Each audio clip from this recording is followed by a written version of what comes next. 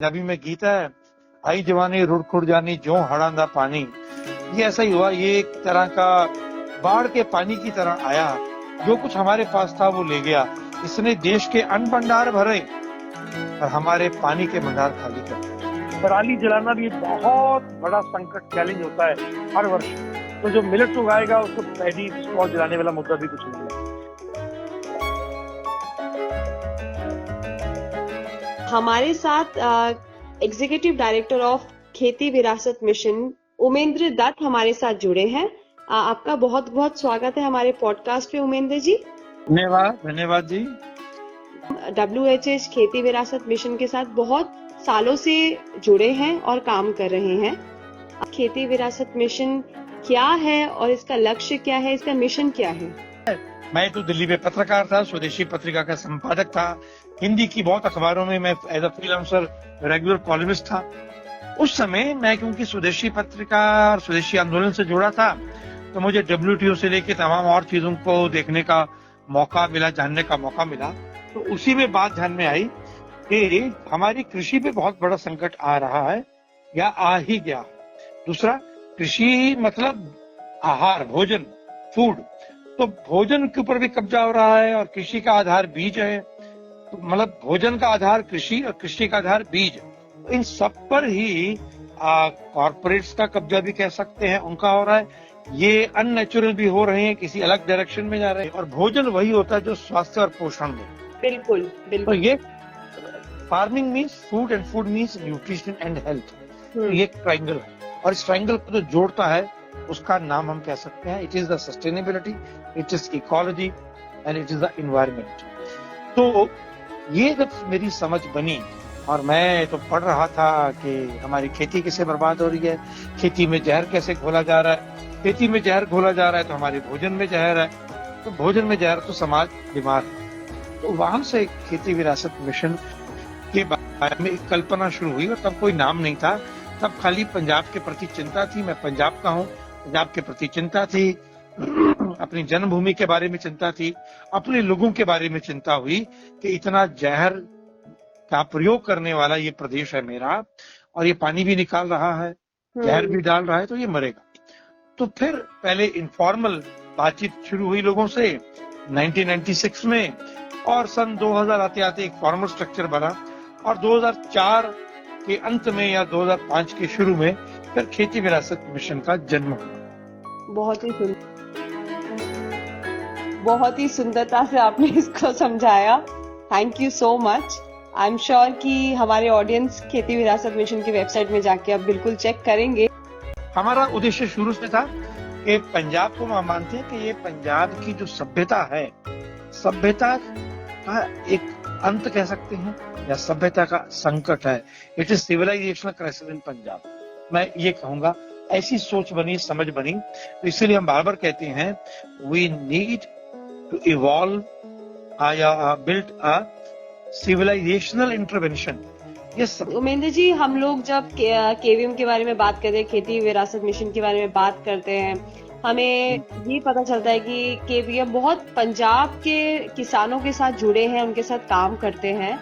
क्या चेंजेस खेती में आपने देखे पंजाब में, और स्पेसिफिकली मिलेट्स को लेके क्या चेंजेस देखे आपने पंजाब में? जैसे कि मैं पंजाब से जो बाहर, मैं दिल्ली में रहने वाली हूँ, मैं देखती हूँ कि पंजाब में गेहूं को बहुत महत्व दिया जाता है, लेकिन कहीं ना कहीं कुछ किसान कहीं ना कहीं पहले मिलेट्स भी ग्रो करते थे, मोटे अनाज, छोटे अनाज भी ग्रो करते थे। ऐसा है, मिलेट्स तो पंजाब के किसान ग्रो बहुत पहले करते हैं, अब नहीं। वो तो मतलब लेट 60s या मिड 70s के डिकेड तक मिलेट्स थे पंजाब में। फिर तो ग्रीन रेवोल्यूशन आया और हमने कहा कि फूड सिक्योरिटी देश को चाहिए। फूड सिक्योरिटी का मतलब हमने माना कि वीट एंड पैडी और मोनोकल्चर भी मतलब grown with the high chemicals, मतलब केमिकलाइजेशन।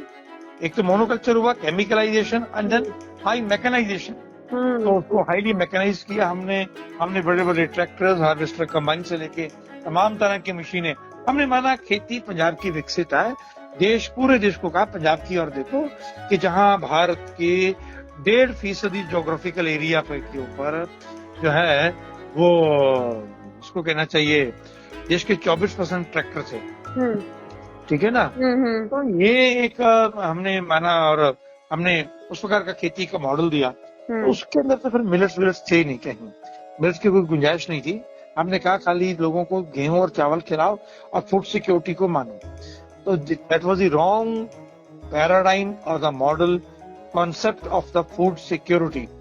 ये फूड सिक्योरिटी ये बहुत बड़ी कीमत लेके आने वाली फूड सिक्योरिटी थी। और अभी में गीता है, आई जवानी रुड़ खुड़ जानी जो हड़ांदा पानी, ये ऐसा ही हुआ। ये एक तरह का बाढ़ के पानी की तरह आया, जो कुछ हमारे पास था वो ले गया।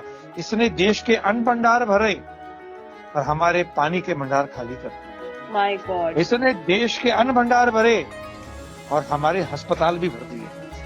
ये जो एक कंट्राडिक्शन है, ये जो एक चीज है कि हम मतलब कैंसर की कैपिटल बने अलग बात है, रिप्रोडक्टिव हेल्थ का क्राइसिस बहुत बड़ा बन गया यहाँ, और यहाँ पानी खाली कर चुके हो अपना ऑलमोस्ट सारा। तो और फिर उसका कारण क्या हुआ, एक डिस्कनेक्ट हुआ, जो मैंने कहा सिविलाइजेशन क्राइसिस। वो जो डिस्कनेक्ट हुआ उस कारण से ईशा जी ये हुआ कि पंजाब के लोग आज सब कनाडा जाना चाहते हैं, यहाँ रहना नहीं चाहता। उनको लगता है यहाँ कुछ नहीं है। तो जमीन से जो जुड़ाव था, जमीन के साथ जो माँ मानते थे हम, लेकिन हमारी गुरुबानी कहती रही है पवन गुरु पानी पिता माता धरत महत, एक गुरु नानक ने कहा। और वो माता धरत मत गुरु नानक जी कह गए, लोग बस वहीं गुरुद्वारे में रह गया। वो गुरुद्वारे के बाहर चार दीवारी से बाहर नहीं आया। बाहर तो हमने ये जो माता थी धरती, इसको हमने पैसा देने वाली, उगाने वाली या सोने का अंडा देने वाली मुर्गी जैसा माना। और उस कारण से हमने उसको काट पीट किया बुरी तरह। उसमें पेस्टिसाइड डाले, पानी निकाला, उसके पेड़ काटे, उसको जलाया, सब कुछ उसके साथ जो कुछ भी हम अत्याचार कर सकते थे, तमाम तरह की हिंसा हमने अपनी धरती माता के साथ की। तो वो जो हिंसा से डिस्कनेक्ट हुआ, तो नाउ धरती जो है वो माँ नहीं है, is a piece of land for the money, that's all.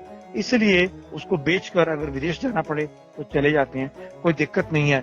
धरती से कोई कनेक्ट नहीं रहा।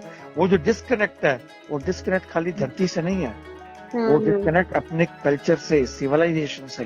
मैं जानना चाहूंगी इस पे विस्तार पे कि जो मिलेट का मूवमेंट केवीएम कर रहे हैं, उसके बारे में आप थोड़ा सा बताएं कि क्या मूवमेंट है पंजाब में, क्या वापस लाने की आप प्रयास कर रहे हैं। जी, मैं ये कहूँगा कि मिलेट्स की बात हमने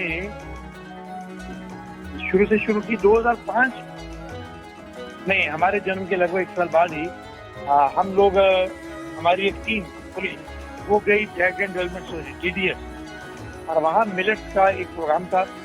पीवी सतीश जी वहाँ थे, तो वहाँ हमने हमारे लोग देख के आए जाके GDS में, और वहाँ से हमने हमारी यात्रा शुरू हुई। फिर पीवी सतीश जी 2007-8 में पंजाब आए, यहाँ मीटिंग्स की, मिलेट्स की बात की हमने, और फिर जो है 2008 में हम मिलेट के गांव लेवल के मेले लगाने शुरू किए। 2 गांव में लगाए इससे पहले, और 2009 में हमने मिलेट का पहला बड़ा मेला लगाया था चंडीगढ़ में, प्रेस क्लब चंडीगढ़ में। और तब के मुख्यमंत्री प्रकाश सिंह बादल जी उसमें आए थे, और तब हमने पहली बार पंजाब में मिलेट्स का क्या भविष्य है, मिलेट्स क्यों होना चाहिए, इसकी बातचीत किया।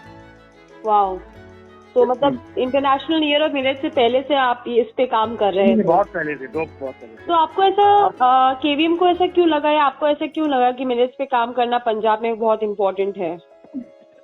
तो पानी का संकट था, जैसे मैंने पहले बताया, तो मिलेट पे पानी लगता नहीं है। दूसरा हमारा था एक सरोकार का विषय, चिंता का विषय कि पंजाब के इकोसिस्टम में पेस्टिसाइड और केमिकल फर्टिलाइजर ज्यादा है, तो मिलेट्स को ये भी नहीं चाहिए।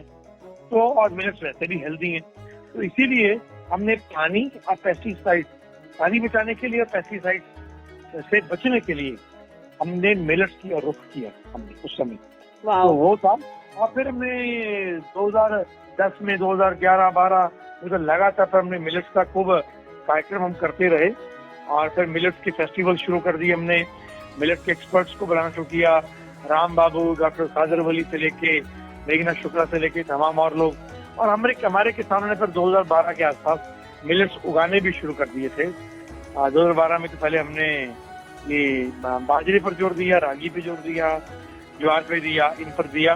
कुछ और मिलेट्स लोगों ने उगाए थे और प्रोसेसिंग के साधन नहीं थे, और बाद में धीरे धीरे फिर बाकी जो मिलेट्स हैं वो हमने उगाने शुरू किए।